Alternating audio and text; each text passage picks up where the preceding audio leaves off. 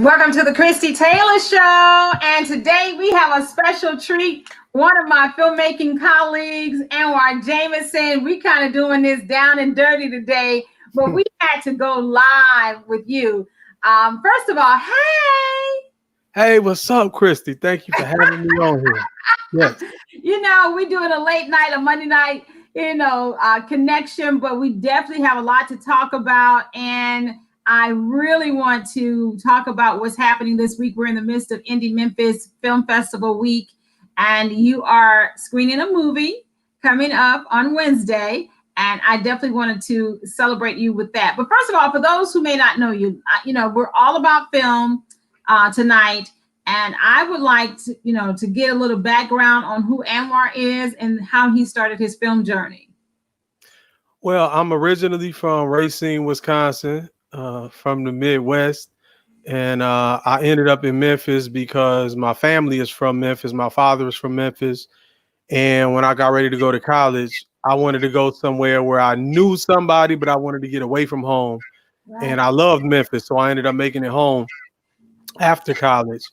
And my initial field was English. I was a writer first and foremost, a teacher, and also an English professor. And film came about kind of by chance. I just was interested in it. Again, always being a writer. I went back to film school. I got bit by that bug and realized that I love to direct almost as much as I love to write. And I produced my first movie and produced, written, and directed Funeral Arrangements right out of film school. I did that and we shot that in 2008. That was the start of my official film journey. And from there, I've just tried to build on it and try to work on my craft and get better to the point where I can do a project like this one. But it's still so much more to go. But this is definitely a milestone. This is, I keep joking with people, but it's really serious. This is the first project I've ever done where I feel like I can take a breath. Like now, okay, I can for a second. And then it's time to get back to work. But everything else I've ever done, it was on to the next. Like, cool, I got that done, but I want to do these 2-3 other things. This one, it's the first time I feel like I can take a breath and relax for a second at least. Being from the fact that you decided to make Memphis home, we of course got to give shout out to your wife. I know she was, glad that, you made that connection as well here. Because where is she originally from? She's from Memphis, but that was a crazy story. Like, we actually met in '94 at U of M, my first year in college. She was like in my first class, like 8 o'clock English class. And it just wasn't in the cards back then. I tell her she threw me in the friend zone or whatever back then.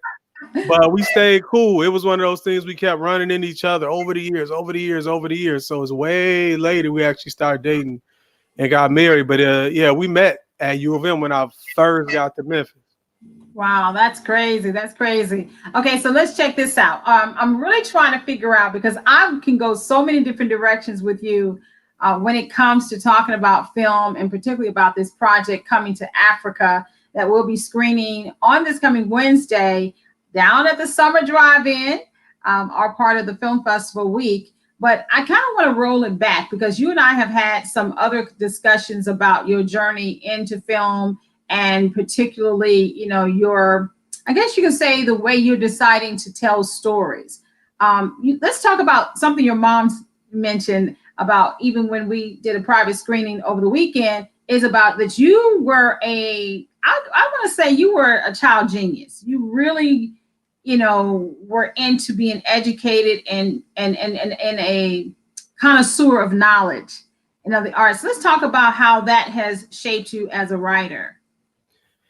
It was my first love, the written word, reading and writing from an early age. And sometimes now that it has become super early, we're talking. I started school at 2 years old in kindergarten. And I mean, I was reading at that age, 2, 3. And those are some of my first memories in life. I remember I would go over some of my older cousins' house out on Woodrow. Shout out to Woodrow back in Racine. And they would carry me around. These are my earliest memories. But I asked them a question, ask them this, and they would ask me math problems, or I bet he can't read that. And it was just crazy. Like, people looked at me like, what on earth is going on? Like, what's up with this kid? So my mom would always tell the story. This part I don't remember. but I kept coming to her, bothering her at 2 years old, like, teach me my letters. And she wrote them all out for me. And I went and filled up the page and came back. I know that, teach me my numbers. And I just kept bothering her. And she was trying to work. And she used to do upholstery work, doing furniture and things like that from home. And she basically was like, you got to go to school. Like, I don't have time to keep trying to teach you. And fortunately, there was a private school at home, Sister Claire Muhammad, and a lot of the people who ran it were my family. So it was a Muslim school. So even though we weren't Muslims, it was the black school in the city. And Racine is not that big of a city. So a lot of us went there. And if you could do the work, they didn't care about the age. It wasn't, you had to be 5 years old. Just, can you do this work? So there were a lot of kids there who were younger than 5 in kindergarten, but none were as young as me. But I used to get the encyclopedias. That was just one of my favorite things to do. I would just read. I just wanted knowledge. And I never thought anything about it. I didn't think I was really doing anything special. I just wanted to read all the time. And at 7 years old, 7 years old, I first started trying to write seriously. I would take like stacks of loose leaf paper and fold them in half. And I had a little stapler and I'll put my titles on it. So I'm trying, I'm writing little 20-something page books, at 6, 7 years old, really, with narratives and stories. And it was just always second nature to me. So I always felt blessed that I knew what my gift was early on. And that drove me. It was like, don't mess this up. Basically don't fumble the ball. Like, you see what's in front of you. You don't know exactly where it's going to take you, but just don't mess it up and it'll take you somewhere, is how I always thought. And of course, you said later academically you pursued English and even, entered into, academia. So let's talk about that particular phase, because it still colors your life today. Yeah, and I had to fight for that. So when I advise students now, I always tell people you have to, I think we all have certain attributes that can get us anywhere we want to go. And sometimes we fight against that. And my mom thought she was doing the best thing for me. Like, she really discouraged me from English at first. And it wasn't just her, it was a lot of people, but I wasn't going to listen to them like I was going to listen to her. But everybody was like, what can you do with an English degree? Like, what, maybe teach. And she really, was pushing computers. And, like, I had a computer at home. She knew I was computer literate.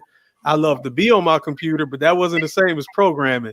So I ended up majoring in management information systems. And when I hit those upper division classes, I was miserable.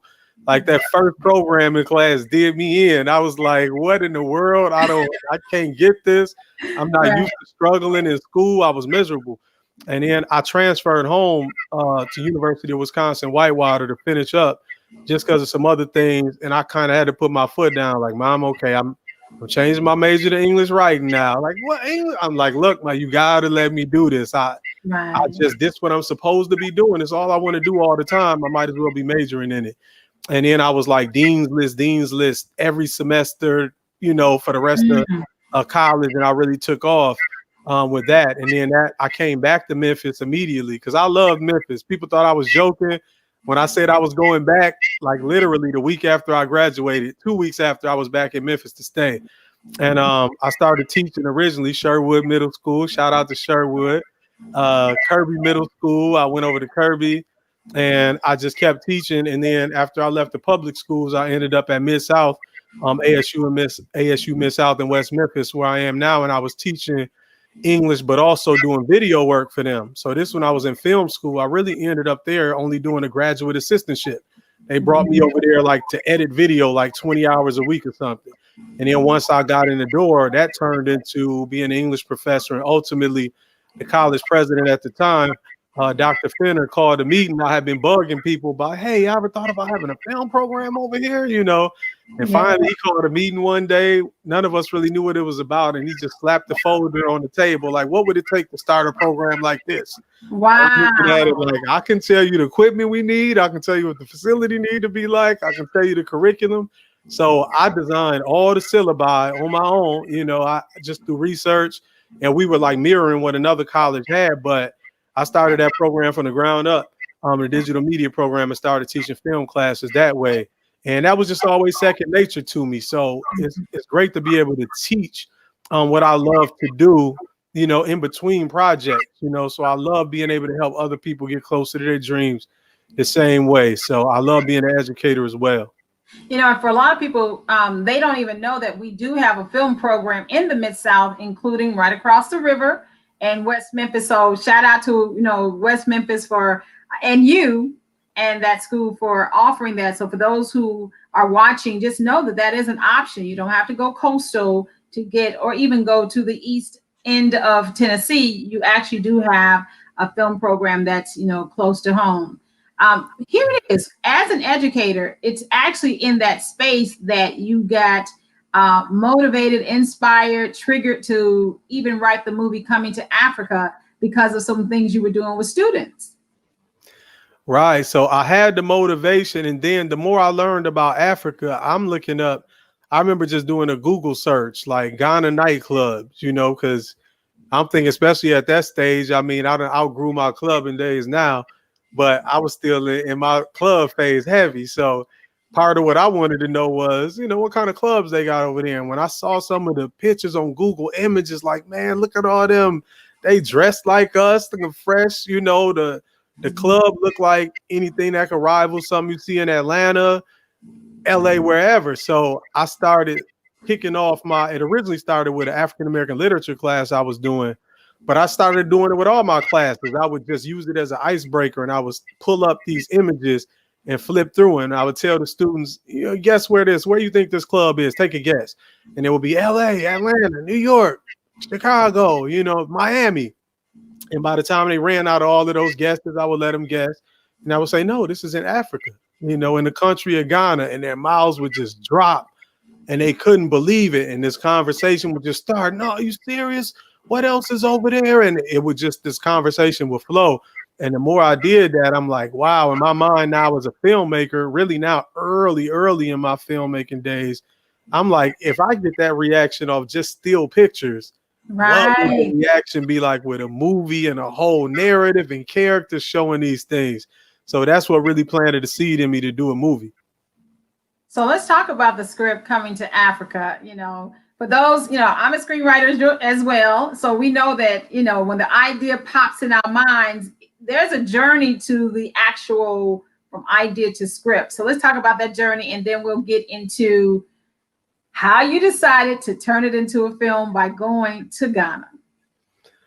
Yeah, so when I thought of making a movie in Africa, I don't know how early, but Coming to America obviously came in my mind really early, and that's a movie we all hold dear. We sitting here waiting on the sequel. We all want to see that, see what they came with. So instantly, I just thought, okay, if somebody's going over there to Africa, I thought of Akeem and Simi coming over here, and the experience they had, and the New York hats, and he coming out with all the buttons and thinking you're supposed to dress like this, just being right, fish out of water in our culture. And I'm like, wow, what would that look like if two guys went the other way to Africa, having no idea what to expect and kind of get dropped in the culture? So that's the first thing I had, was just knowing that I wanted two guys to get over there. I didn't know how they were going to go, why they were going to go. So then I started building the storyline from that. And then I thought about the love story angle, and that was partially influenced by Coming to America as well. He's coming over here to find his queen. So it's not literally a queen the same way, but we all want to find our queen, So I'm like, okay, what better thing than to have him going over there to Africa, and he finds a queen, the same thing. So there was little elements from Coming to America, nothing concrete that's the same storyline, but if I can give it that feeling of this part of Coming to America, how we felt at that part. And then I started to build the story from there. And then I started to put the layers in it. Like, okay, what are we dealing with as Black people in this country now? Mm-hmm. What might this character be dealing with that would make him want to go over here or go on this journey? So from there, it just kind of started building and building. And I think when I originally conceived of it, even before it, I thought it would be a bit more serious. And it is a serious movie, but there's something in me that always finds the humor in the situation. Like, this would be funny if this happened. So then it started to go a little bit more that way. And from there, I just got more and more confidence in the story. Originally, I thought I would need to go to Africa first. Like, okay, I have most of the script. I'm thinking I'm probably 75% done, 80%. Like when I get over there, I need to see some things there to tighten it up. But Right. I kept having false starts. You know, I didn't have the funding. People I thought might back me didn't. It's just one year went by, another year went by. And I just said to myself, okay, when I go, I have to shoot it the first time. I'm not going to be able to take an extra trip to figure it out. I'm like, okay, I have to go and do it all in once. So when I got there, thankfully, I did enough research and had enough to have the story. And we tightened up a few things on that end once I got there, but I pretty much had it. You know, and it's so interesting because you had a chance, you know, through a convergence of relationships to go to Ghana, and it was the year of the return. Yes. And that's also, why it was meant to happen that way. You I know, right? And of course, the year of the return, for those who don't know, Ghana actually sent out, I think it was almost like a centennial, asking Africans or people of the African diaspora all over the world to come to Ghana and celebrate for a year. And of course, a great culmination happened in DC. Like, you know, celebrities from the US and the UK were traveling there all year long. And you had a chance to check that out, and we'll get to that. But about the celebration last December. But one of the things I wanted to bring out as we're talking about this is you're really showing how indie filmmaking, you know, from conception to really the years passing to you determining not only are you going to shoot this movie from Memphis, in Memphis, but also actually go international. Because a lot of filmmakers, we're still like, hey, if I can just get something done in a major city here, but you decided to go, you know, the extra mile. So I got to give a shout out to that. But okay, going back to relationships.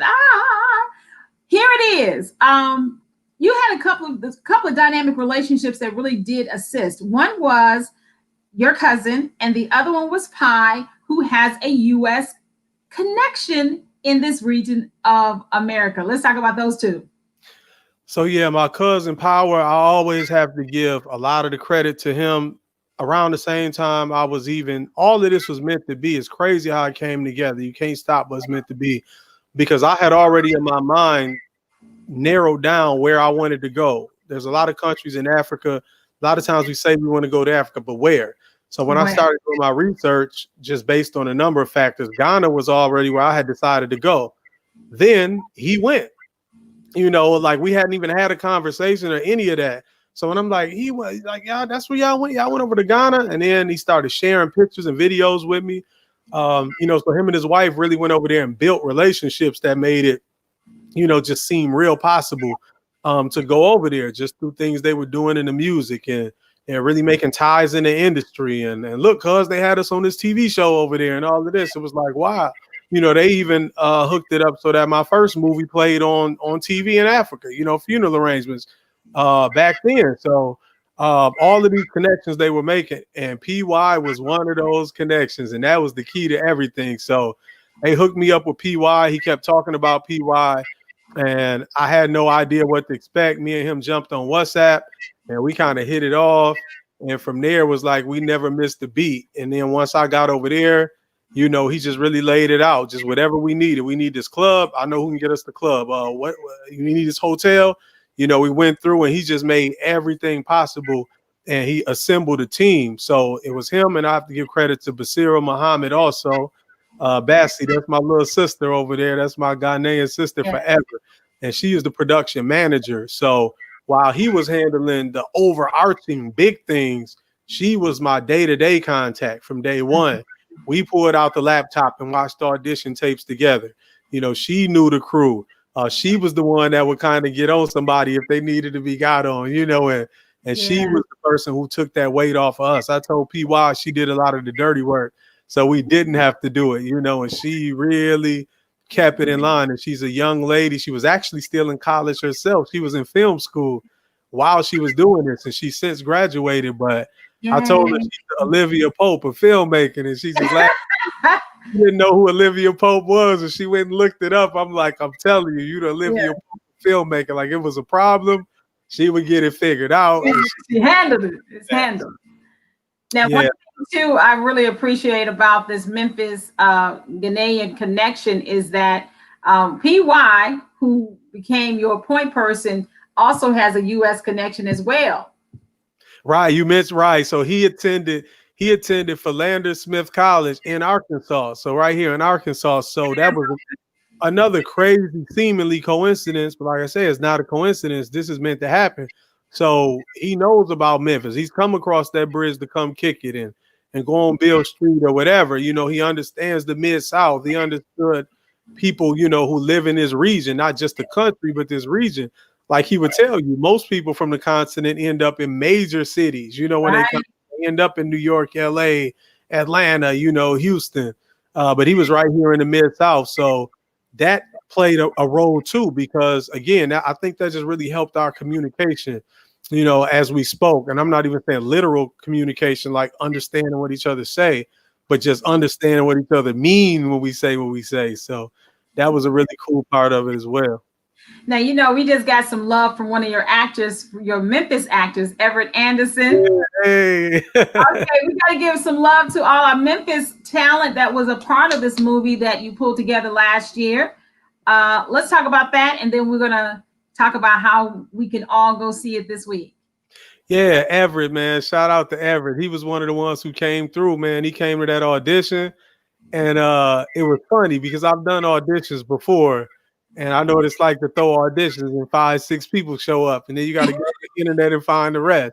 But you know, I had Khalil Kane locked in before we did auditions. Oh, so that's right. We can't. Oh, yeah, that's right. You got a chance to. Okay, before we get to the Memphis talent, you were able, like you said, just the synergy, just the stars lining up, all the different relationships from past that came together. Khalil Kane had a previous relationship with your cousin that paid off in this film. yeah, that's just crazy because you know, them knowing each other previously had nothing to do with like casting them, because I didn't know that. You know, I'm reaching out to an actor I'm a fan of, hoping I can get him in the movie. Reach out to him. He's super cool, super down to earth. Shot him the script. He loved it. You know, we came to terms on what it would take. He was with it. So then when I told Power, like, yeah, I got Khalil Kane for the movie. Like you said, Khalil Kane from Juice, Raheem. Oh man, he said, I know him from back in LA. And you know, he's like, so he remembered, but they hadn't seen each other in all that time. So, you know, Khalil a cool dude. So in the back of his mind, like, I'm gonna see when he get here. You still don't know if he gonna show up and be like, oh, bro, Right. you. But like, no, he showed up right. So what is he, the barbershop? And it's like, oh yeah, man, that's crazy. So he remembered it, man. They had that previous connection, and I can't say enough about him, man. It was like I thought I was just hiring an actor, but I really got a big brother out the situation. Like he that dude, like anytime he's just straight wisdom. We jump on the phone, like oh, it's gonna turn into wisdom in game. Like, bro, look out. Yes. You want to make sure that, you know, he automatically started in on that. So hey, he real cool. So having him on that flyer, like I said, it made the audition swarm. I'm like, okay, y'all, now that I got him locked in and put him on the flyer, people knew what it was. So the auditions was crazy, jam-packed. We was there all day. A lot of great actors and actresses in Memphis came out, and Everett was one of them, you know, and shout out to He's an amazing talent, amazing writer director as well.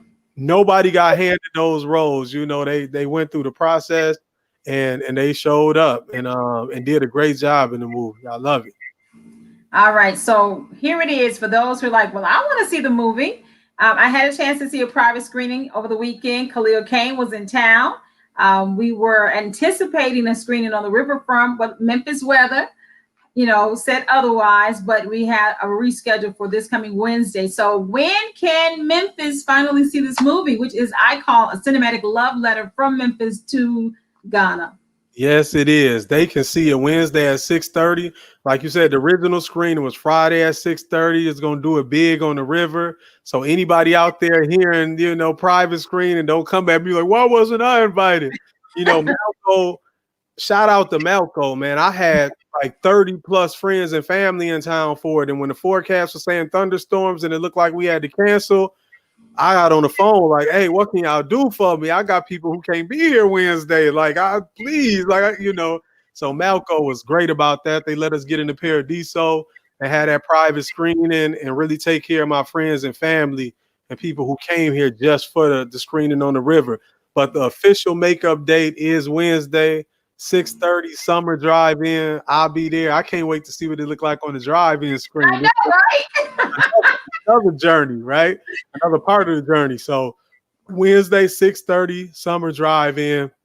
They can see it in worldwide. Like I say, Black Friday. I just announced that I'm about to do the big rollout, and you're gonna be bombarded with it. We taking over Black Friday this year. Like we making Black Friday Black Friday with Coming to Africa. So on Black Friday, what better way to celebrate than coming to Africa with us? So Amazon, Google Play, Apple TV, Vudu, worldwide, virtually every English speaking country on the planet. Black Friday, November 27th, will be able to see Coming to Africa. Of course, they're going to be doing screenings in Ghana. What can we expect from our brothers and sisters on that side when it comes to celebrating this? We putting something together real special now. And it's actually going to be, we wanted to get it in at the same time as all of these, but it's looking like it's going to be the following week. So I don't want to say too much. PY over there working on something special. We got some tricks up our sleeve. I haven't been able to be. I actually was at a movie premiere. Shout out Perfect Picture, 10 years later, a movie that I was over there in December and was able to go to. So I saw, some of the impact and the way people roll out the red carpet for a premiere. But we're going to get to do it ourselves. So the theater still haven't opened over there. That was the only thing. Everything else is open. And their COVID numbers been very low from the beginning. And they super low. So everything is open but the theater. So we were having to put, but we got some tricks up our sleeve in a beautiful location, that we're going to do ourselves. And My Prime Entertainment, PY's company, is going to handle this. And we got some real big surprises about it. When this hit the web, it's gonna be monstrous. I'll just say that. Something, and there's going to be a soundtrack that's going to be coming from this as well, because you had some stellar Ghanaian artists that even Beyonce works with on this track. And we got to give a shout out also to Kirk Smith of Memphis, who also did the original score. I'm super excited and geeked about this, man. Yeah, so definitely watch for that soundtrack around mid-November. Ahead of the movie's release, the worldwide release. We got some great Ghanaian artists on there. Yeah. We got Zakisha Brown. Watch for that out of Canada. So that's another leg to the diaspora. So we don't only have Africa and got a couple American artists. I'm gonna be one of them. I always tell people, people know my microphone stays sharp. A lot of people know. I should say a lot of people don't know. Let me clarify. Those who know. But you rap, yeah, 2-dash. That's my alter ego. I feel like it's two whole people. I love it. Rap, 2-dash rap, but they know when the bars come out, they come out. So I got a little something on there. But Zakisha Brown out of Canada, she has a phenomenal song called "Went to Ghana" that's going to be on there as well. And watch for that soundtrack. Shout out to Kirk Smith, like you just said. He really dug into that musical score. And breathe life into some of those scenes in the way I was envisioning it. So that was a beautiful thing. And the Memphis Music Bank for providing that. That's a big thing. Memphis Music Bank, anybody seeing this, if you don't know what that is, you need to tap in, especially if you're a musician or a filmmaker. It's a wonderful resource. Because I know if you're a filmmaker, you get tired of just downloading stock music, using the same thing 100 filmmakers done used already. Yeah, step it up and get in that Memphis Music Bank and see what they got. That's right. I love it. That's right. You're doing the best infomercials, bro. You're doing the best infomercials. But let me tell you this, for those who want to stay locked and loaded and totally entrenched in what's going on, what's the website they can go to? ComingToAfricaMovie.com. ComingToAfricaMovie.com. Go on there, sign up, leave your email so we can stay in constant contact. The news and the updates are about to start coming a lot more rapidly now. We at that pace where it's go time. I'm excited. This has been a long process, and we looking at, the finish line. But like Khalil always tell me, even that's just the beginning. So it's the finish line of one milestone, but yeah, it's really the beginning. Because I'm looking forward to multiple films happening between Memphis and Ghana. Yes, indeed. Yeah, big things, big things. All right, ladies and gentlemen, Anwar Jamison, an amazing actor, writer, director, producer, and BKE Films, right? Yeah. That's what you're looking for BKE Films. Go to comingtoafricamovie.com to stay in the loop. And we'll see you at the drive-in on Wednesday. Yes, indeed. See you there. All right. All the love, and thanks so much for coming to the Christie Taylor Show. Thanks for having me.